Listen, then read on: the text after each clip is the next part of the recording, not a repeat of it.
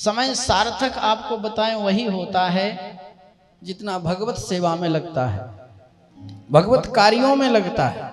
एक सूत्र आप सब लोगों को याद होगा, भगवान कहते हैं, ये भगवान का सूत्र है कि तू मेरे धाम पर तो मैं तेरे काम पर, और तू अपने काम पर तो मैं अपने धाम पर। तो भगवान के यहाँ लगे रहना चाहिए।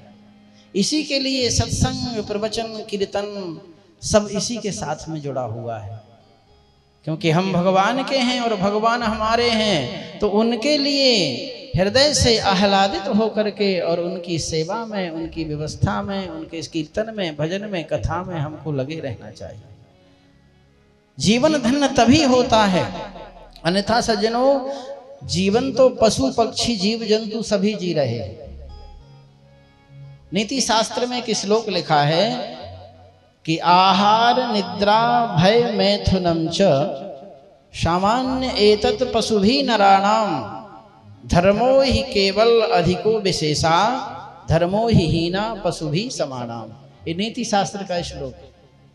आहार यानी भोजन करना, सभी भोजन करते हैं, हम लोग भी उदर पूर्ति करते हैं। एक गाय और एक पक्षी, जीव जंतु सब अपनी उदर पूर्ति तो करते ही हैं, जो उनके खाने का व्यवस्था है। आहार लेना, निद्रा, हमें नींद आती है, पशु पक्षी भी नींद लेते हैं। पक्षी डाल के ऊपर सो जाता है, पशु अपने खोटे पर बंधा हुआ है, गाय वो वहीं सो लेती, उसको भी नींद आती है।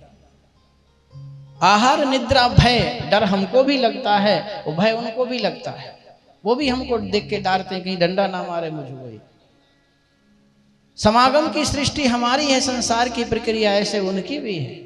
सब एक समान है, चारों में जीव जंतु पशु पक्षी में सब में एक समान ये व्यवस्था है। आहार निद्रा भय मैथुनम च समान एतत् पशुभि नराणाम, एक समान है। पर यहाँ क्या विशेषता दी भगवान ने? बोले धर्मो ही केवल अधिको विशेषा धर्मो ही हीना पशुभि समानाम। यहाँ सिर्फ एक धर्म विशेष दे दिया है, बस परिधान पहना है, ध्यान रखना। एक बहुत अच्छा आपका 1000 रुपए 2000 रुपए मीटर के कपड़े का कुर्ता है, वो पहन रखा है आपने, और उसने एक साधारण सा परिधान पहन रखा है।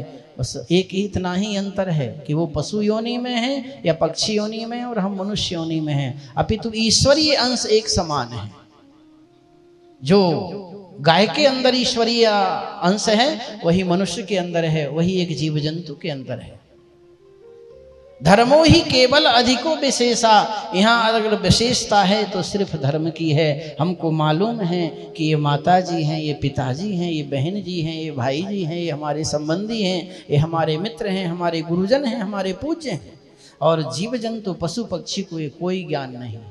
बछड़ा माँ का दूध पीता है, उसको याद रहता है कि मेरी माँ है, तड़पता है, और वो माँ भी तड़पती है, जंगल से दौड़ के भागती है उसकी ओर, लेकिन बड़े होने के बाद वो भूल जाती है माँ भी उसको, क्योंकि वो जड़ बुद्धि है, चेतन नहीं है। और बछड़ा भी भूल जाता है। कहने का भाव हमारे संतों का, शास्त्रों का मत ये है कि ये सभी प्रक्रियाएं एक समान होने के बाद ही सिर्फ धर्म हम में विशेष है, और उस धर्म के साथ यदि हम जीवन जीते हैं तो हम धार्मिक कहलाते हैं। धर्मो रक्षति रक्षता।